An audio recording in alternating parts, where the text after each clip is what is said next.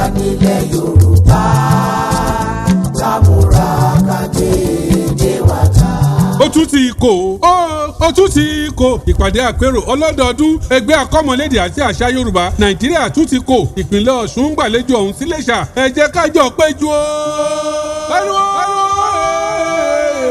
Ó tún ti kò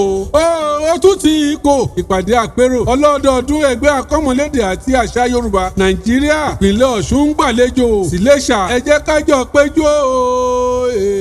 Dédé ọmọ ẹgbẹ́ akọ́mọlédè àti àṣà Yorùbá Nàìjíríà ẹ kò ń gbóhùn mí náà. Dédé ààrẹ ẹgbẹ́ akọ́mọlédè àti àṣà Yorùbá nílẹ̀ Nàìjíríà yìí ti jẹ́ dédé ẹ̀yìn ìgbìmọ̀ ààrẹ ẹgbẹ́ akọ́mọlédè àti àṣà Yorùbá Nàìjíríà arábìnrin Fèyíṣìkẹ́ Ayáliu àti dédé ọmọ ìgbìmọ̀ àfìbòyàn ń kí olórí olùgbàlejò gómìnà ìpínlẹ̀ Ọ̀ṣun Sínátọ̀ Adémọ́lá Adélékè kú àlejò dédé ọmọ ẹgbẹ́ wa o. Bí àròlé Odùduwà Ọlọ́fin Àdìmúlà Ọọ̀ni Adéyẹyè Babátúndé ẹni ìtàn Ògúnwùsì Ọ̀jájá kejì Ọọ̀ni Ifẹ̀ bá ń gbọ́ bí ọwá Òbòkun ọba Clement Adésùyì Armstrong ọwá Òbòkun Àdìmúlà ti ilẹ̀ Ìṣẹ̀ṣà àti ọ̀mọ̀wé James Adéṣọ̀kan Ọ̀jẹ̀bọ̀dé bàbá ẹgbẹ́ akọ́mọlédè bá ń gbọ́ ìpínlẹ̀ Ọ̀ṣun gbàlejò.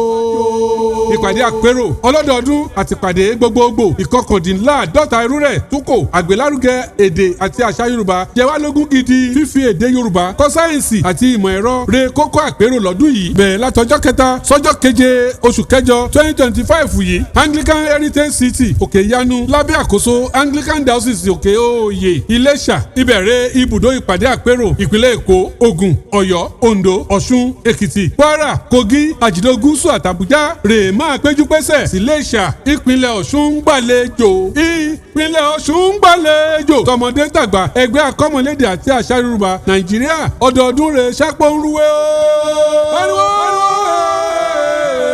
ìpínlẹ̀ Ọ̀ṣun gbàlejò ìpínlẹ̀ Ọ̀ṣun gbàlejò alága ìpínlẹ̀ Ọ̀ṣun ọ̀gbẹ́ni Tìàmíyù ń kí wa kú ọdún o.